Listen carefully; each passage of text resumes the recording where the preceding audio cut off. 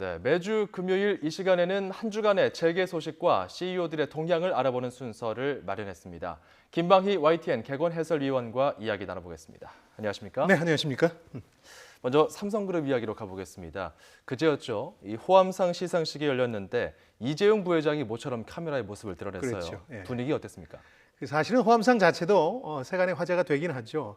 이게 1990년에 이건희 회장이 선친인 호암 이병철 명예회장의 뜻을 기려서 우리 사회 학술과 예술 분야에 큰 업적을 이룬 분들을 시상하는 행사입니다. 예. 상금이 무려 3억 원이나 되고 순금 메달을 주기 때문에 그 상의 규모라든가 의미 때문에 원래 이제 관심이 집중됐던 행사였죠. 그런데 그렇죠. 이번의 경우에는 이게 또 관심이 됐던 이유가 지난해 11월에 이제 이병철 기일 이후에 사실은 온 가족이 모이질 않았어요. 공식적으로는 외부에 공개된 적이 없습니다. 그러다 보니까 예. 이번에 행사를 기점으로 해서 이재용 부회장과 가족들이 물론 이제 와병 중인 이건희 회장을 제외하고 다 같이 모일 수 있을까 이런데 이제 상당히 그 세간의 관심이 쏠렸던 거고요. 예.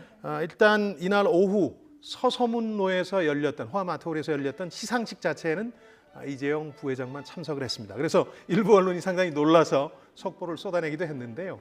이어서 장소를 옮겨서 벌어진 기념 행사 용인인재개발원에서 열린 곳에서는 온 가족이 다 모였습니다. 그렇죠. 이제 홍나희 리움 미술관 관장 그리고 이부진 호텔 신라 사장 그리고 이서현 삼성물산 패션 부문 사장 등이 다 참석해서 아까 궁금해하신 것 화기애애한 분위기를 연출했고 물론 그렇죠. 사진이 많이 찍히진 않았습니다만은 상당히 그 기분 좋은 분위기를 연출한 것으로 알려지고 있습니다.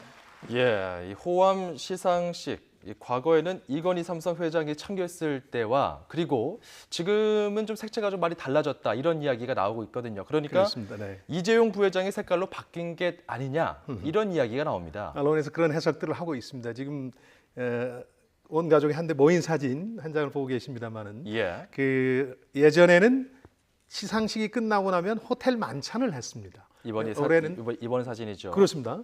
올해는 사실은 스탠딩으로 서서 이렇게 만찬을 즐긴 다음에 한 2시간 가량 음악회를 했습니다. 예, 그래서 우리가 잘 아는 그 조성진 씨가 참석해서 빛내기도 했는데 그러다 보니까 전보다 훨씬 더 소박하면서도 내실이 있었다 그런 얘기가 나오고 있습니다. 그래서 이거 언론과 그룹 안팎에서는 이재용 부회장이 실용주의를 잘 보여주는 예다 이렇게 분석을 하고 있습니다. 예, 사실 최근에는 이 행사 이전에 삼성의 악재가 몇 개 쌓였었죠. 하나는 이제 서울고등법원이 지난해 삼성물산과 제일모직 합병시 주가 산정 비율이 잘못됐다 이런 판결을 하면서 그룹의 예. 도덕성이라든가 또 승계 정당성 이런 문제까지 어려움을 좀 겪었습니다. 동시에 이제 제일모직 매각 협상이 진행 중이었는데 세계 3위 광고업체인 퍼블리시스하고 진행 중이었는데 예. 이것도 좀 어려운 게 아니냐, 무산되는 게 아니냐 이런 관측들이 좀 나왔었죠. 예. 그리고 지금 네. 화면에 나오고 있는 저 사진들은 이제 2015년 그러니까 그렇군요. 네. 지난해 사진들이죠. 호텔 신라에서 호암상 만찬회 때 찍힌 사진들입니다. 네. 그 어떻게 보면 뭐 이런 것까지 우리가 알아야 되는, 봐야 되느냐 하는 얘기를 할 수도 있겠습니다. 언론의 과도한 의미 부여나 해석이 아니냐, 뭐 이런 생각이 들기도 합니다만은 지난 5월 10일이 이건희 회장이 와병한 지 꼭 2년째 되는 날입니다. 예. 그 얘기는 2년 동안 이재용 부회장 체제로 삼성이 우리나라를 대표하는 삼성그룹이 옮아가고 있다는 뜻이고요. 그런 점에서 보면 부회장의 일거수일투족은 물론이고 가족과의 관계 이런 분야에 대해서도 우리 국민들이 관심을 많이 갖고 있는 겁니다. 예. 어떻게 보면은 재벌 경영이라는 게 대기업과 어떤 한계 가문이 결합한 형태 아닙니까? 한국만의 독특한 경영 문화인데 그러다 보니까 뭐 경영을 잘하는 것도 중요하지만 오너나 승계권자가 몸가짐도 잘하고 가족과의 관계도 잘하는 게 얼마나 중요한가 예. 이런 걸 잘 보여주는 예가 아닌가. 그게 또 그룹 경영에 영향을 미치기 때문에 그렇습니다. 그런 직접적인 영향을 점들도 미치는 거죠. 참고를 많이 하는 것 같습니다. 그리고 2012년 웅진 사태 이후에 이 윤석금 웅진그룹 회장 기업 회생 절차에서 생겼던 이 빚들을 애초에 계획보다 좀 빨리 갚았다는 소식도 전해졌어요. 그렇습니다. 웅진그룹에서 발표를 했는데요. 이제 법정 관리를 하게 되면은 빚이 동결이 됩니다. 그리고 나서 이제 상환, 분할 상환이죠 물론 예. 이런 계획을 발표하게 되는데 그 대상이 됐던 1조 4천억 부채 가운데서 98%를 6년 앞당겨서 갚았다 하는 이제 웅진그룹이라든가 창업주 윤석금 회장 입장에서 상당히 기분 좋은 소식이죠. 이걸 조기 알렸고요. 상환한 거군요. 그렇습니다. 그리고 아예 이제 자신감이 붙은 윤 회장 같은 경우에는 예. 그룹 전체를 돌면서 임직원들한테 그동안의 노고에 대해서 감사했다. 이런 발표도 그룹에서 했습니다. 예. 어떻게 보면 이제 재기에 자신감이 붙었다는 상징적인 제스처를 이제 외부에 공개한 건데요. 그리고 또 하나 이제 재기 전략도 흥미롭습니다. 2012년 말씀하신 것처럼 법정 관리로 들어가면서 알짜 계열 기업들을 많이 팔아야 했습니다. 뭐 웅진코웨이도 팔았고. 그렇습니다. 기억을 하실 겁니다. 그러다 보니까 사실 재기를 어떻게 할 것이냐가 관심사였는데 핵심 역량, 코어 컴피턴스라고 합니다만은 그러니까 원래 잘했던 걸로 다시 돌아가는 전략으로 재기를 하고자 하는 겁니다. 그게 뭐냐면은 원래 방문 판매를 굉장히 잘하는 그룹입니다. 그렇죠. 이분 자체가 이제 백과사전 방문 판매 사원 출신에서 30년 만에 8조 원짜리 중견 그룹을 일군 신화적인 인물이거든요. 그러니까 방문 판매 화장품 사업을 강화합니다. 근데 이제 시대에 맞춰서 온라인 방문 판매라는 거고요. 또 핵심 사업 중에 하나인 학습지 교재의 경우도 북클럽이라 그래서 새로운 사업 영역을 개척해 나가고 있습니다. 예. 윤 회장한테는 운도 좀 따라줬습니다. 어떤 거죠? 예를 들어서 사실은 우량 계열사를 동원해서 부실 계열사 혹은 실질적인 개인 회사를 지원했다 하는 혐의가 있었습니다. 그래서 재판이 진행 중인데 지난해 1심에서 감형이 됐습니다. 예. 그리고 이제 법정 관리 중에 경영권을 계속 행사하기가 쉽지 않은 경우가 많은데 이분은 행사할 수 있었다는 것도 굉장한 행운이라고 볼 수 있죠. 경영자들이 그런 얘기 많이 합니다. 이제 경영은 운칠기삼이다. 70%가 운이고 30%가 기술이다 그러는데 70%가 운이라는 그 경영도 사실은 본인의 의지와 노력에서 출발한다 이런 걸 실감할 수 있습니다. 전략을 잘 짠 거죠. 알겠습니다. 네. 자, 그리고 이쪽도 요즘 분위기가 좋습니다.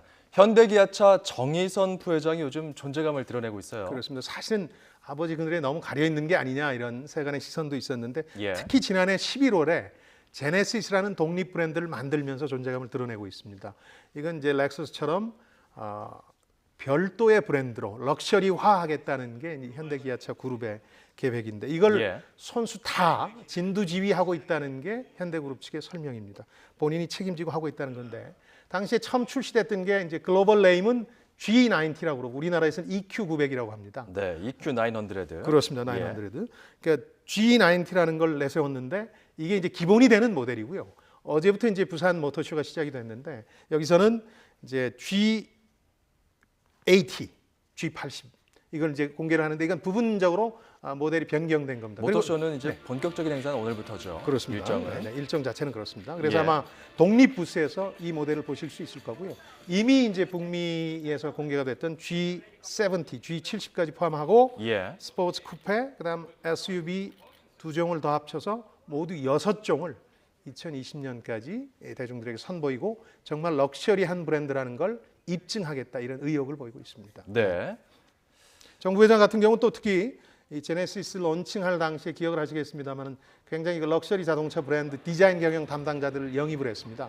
그러면서 뭐라고까지 선언을 했냐면은 그룹이 가진 모든 능력을 총동원해서 럭셔리에 헌신할 것이다 이런 표현까지 썼는데요. 이런 전략이 과연 럭셔리한 결과를 낳을 수 있을지 이것도 궁금하고요. 또 외부에서 보기엔 이렇게 2, 3세가 재벌의 경영권을 승계받는 게 누워서 떡 먹기처럼 좀 쉬워 보이기도 하겠습니다만은 네. 사실은 아버지와 또 이제 전체 그룹의 성과로서 인정받아야 되는 그런 기간이 반드시 필요하거든요. 그렇죠. 그런 어려움도 있다는 것도 정의선 회장의 예를 통해서 이제 알게 됩니다. 자, 이렇게 차츰차츰 정의선 부회장은 좀 좋은 분위기를 이어가고 있는데 네. 반면에 또 기업 분위기가 좋지 않은 곳들도 있습니다. 가습기 살균제 사망 사건 관련해서 대형마트 전직 대표들이 잇따라 검찰에 소환됐고요. 네. 이 소식도 좀 짚어보겠습니다. 네. 그러니까 사실은 대형 마트에 가시면 PB 브랜드라는 걸 많이 보실 수 있을 겁니다. PB 브랜드. 그렇습니다. 그러니까 주요 브랜드 제품을 조금 베껴서 조금 싸게 만들어서 보통은 외주 생산합니다만 뭐 자체 상표를 부착해서 그렇습니다. 하는 거죠. 내보내는 건데요. 우리 대형 마트들이 베껴서는 안 될 걸 베끼고 말았습니다. 여러분 잘 아시는 가습기 살균제인데요. 문제가 된 옥시 가습기 살균제를 참고해서 만들어 판 대형 마트 두 곳이 있는데 네. 오늘 전 대표들이 소환됐습니다. 검찰에. 지금까지는 본부장을 포함해서 핵심 실무자 조사를 마쳤고요. 오늘은 이제 홈플러스와 롯데마트의 전 대표가 그렇죠. 이제 소환이 됐습니다. 이철우 전 대표, 이승환 전 대표가 소환이 됐는데 이철우 전 대표가 이제 롯데마트 그렇습니다. 전 대표고요. 네. 이승환 전 홈플러스 대표가 소환이 됐죠. 소환이 됐습니다. 네. 어제 그리고 이제 당시에 본부장이었던 노병용 본부장이 검찰 소환됐는데요. 귀가를 했죠, 이제. 그렇습니다. 이제 이 경우는 이제 환경단체에서 항의 표시로 흰 눈꽃가루 같은 스프레이를 뿌려서 뉴스에서 예. 상당히 흥미롭게 다루기도 했었죠. 핵심은 역시 옥시 아니겠습니까? 가습기 살균제 피해 핵심은 옥시인데 옥시에 대한 수사는 지금 전 대표 2명, 존 리라는 분하고 신현우 전 대표 소환 조사를 마쳤고요. 예. 다만 이제 살균제 피해가 가장 그 최고조에 달했던 당시가 2006년에서 2008년 당시였는데 그렇죠. 이 당시에 이제 마케팅 부사장을 역임한 분이 계신데 지금 싱가포르에 있습니다. 아시아 태평양 담당 사장으로 거라브 제인이라는 인도계의 영국인인데 예. 국내 소환을 거부하고 있어요. 그래서 자칫 이저 핵심을 건드리지 못하고 깃털만 건드리는 거 아니냐 뭐 이런 얘기도 조금 나오고 있습니다. 자, 그리고 말이죠. 금융감독원이 조성래 효성그룹 회장의 조세 회피 혐의를 추가로 확인해서 검찰에 넘겼어요. 그야말로 이제 추가 확인입니다. 원래 이제 기억하시겠습니다만은 지난해 이미 신주 인수권부 사채 BW라고 합니다만은 이거 차명 거래로 69억을 남기고 양도소득세를 제대로 신고하지 않고 회피했다. 조세 포탈 혐의로 기소가 됐습니다. 그래서 1심 예. 재판이 벌어졌는데 무죄가 선고됐습니다. 이 부분에 대해서는 그렇습니다. 1심 무죄인 거죠. 그렇습니다. 그러다 보니까 조금 이제 조성래 회장 같은 경우에 자신감을 회복하고 최근 들어서는 기술 경영을 선언하기도 했습니다. 근데 네. 금융감독원에서 이번에 추가로 19억 원 정도의 추가 이익이 발생했다 이런 주장을 하고 있는 겁니다. 역시 네.